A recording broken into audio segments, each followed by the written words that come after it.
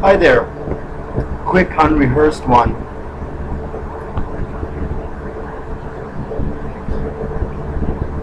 Back in somewhere around 82, I had this idea about nanochips how nanochips and three-dimensional location was going to be all the rage. So it occurred to me that it would revolutionize medical science somewhere along these lines.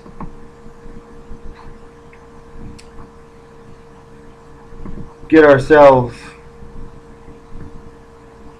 a healthy aquarium-like booth.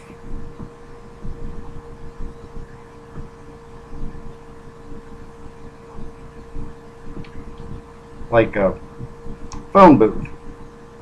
Only if we're looking at it the wrong way, you could lay down in it or you could sit in it. So we could make a smaller schematic up here where you can lay down in it. So it's a booth, like a phone booth, only you can lay down in it like a tanning bed. But instead, get ourselves a flesh tone person here. You got a person, and say they have a medical condition. Got a foot over here and a foot over here, and hopefully they got the personality of a hot water heater, or because they kind of look like one. Okay, so let's say the person's got a medical condition, and what we're going to do with this booth is we're going to create an XYZ axis and axis. So there'll be things going up, there'll be things going across, and there'll be things going this way as well, across the other way. And so that way, just like horizon, let's give up, say, a nice mellow red, they can find the dot. So if you got an antenna, it's one of the reoccurring themes, you got an antenna that sends out a mellow red message, it finds the mellow red message where it's located, but of course the little mellow red message needs a nanochip, a microchip to find. Okay, so now we have this broadcast tower has got the blue nanochip. It does the red broadcast. The red is the message of where, and it finds the message of where, and it does it inside the booth.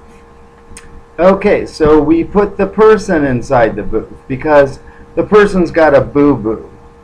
Let's say the person ate a meal 5 years ago, and there's something wrong with the meal. Asbestos, something bad, and it's causing a problem. So we put the person in the booth,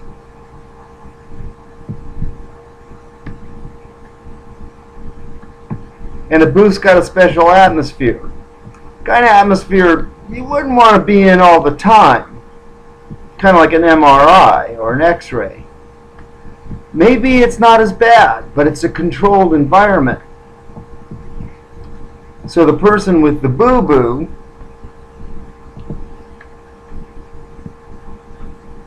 is in the booth with the 3 dimensions. Just like our atmosphere finds a Verizon phone all across the planet, but this is much more detailed, much more friendly to what our little message in the red is going to be doing, because this person has swallowed glug glug glug glug glug a glass with the mystery mellow red in it, with the message and our powerful friendly blue chip. So they glug glug glug glug down that, And now they're in the booth. Okay, so a bazillion years of schooling and they put you on the day shift doctor takes a look at the screen, and the person's lying down. They can be up in the lie down booth up here. Okay, so the doctor looks at the screen up here, and the screen is attached to the machine that's got the messenger chip. Okay. Well, the messenger, the message, and the message chip. There we go. So the red's the message. So, glug, glug, glug. In goes the message. And the person goes into the booth with the message chip. There's the person in there in the booth with the message chip and the message and the glug, glug, glug.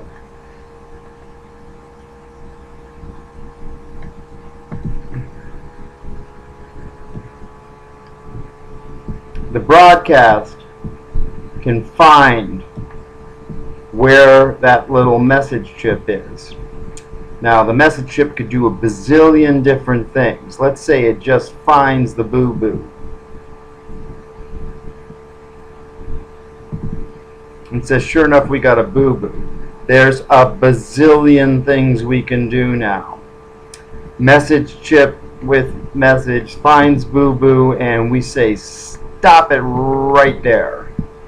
We want that boo-boo known. We want to know where it is. Oh, that's nice. Okay. Back we go. And we'll do a quick repair on here, and we'll concentrate on the stand-up version. Okay. So it finds the boo-boo, which is looking kind of purple here. It was a nice kind of more boo-boo-y color here. So the boo-boo is that meal with the asbestos in it. And now it's been found. But how much you want to bet? In this special environment, we can test it in a bazillion different ways. And even have the person in glug, glug, glug down something. It's got little teeny tiny friendly like flakes. And the flakes become one with that asbestos boo-boo, that meal from 20 years ago. And in this room, we can do a bazillion things. We can set up a vibration, like one of those punching bags that boxers do. So the boo-boo could be put into the room, like the patient, the part of the patient with the boo-boo, okay? That part, like the intestinal walls and stuff, they get turned into that punching bag. You seen the guys go like this, and the bag goes, and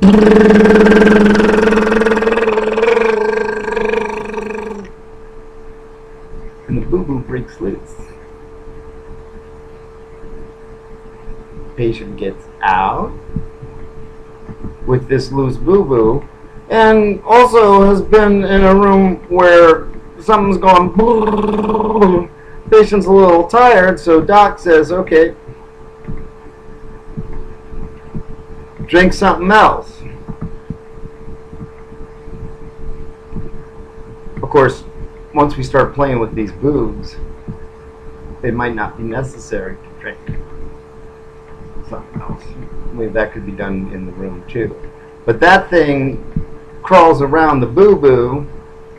It's been with, and within a matter of sooner, talk about a term that got ruined a couple years ago, rather than a whole bunch of, much later, out comes the boo-boo in the friendly toilet design of your choice for medical inspection, of course. See, and interviews, and possibly a book deal. So that's it.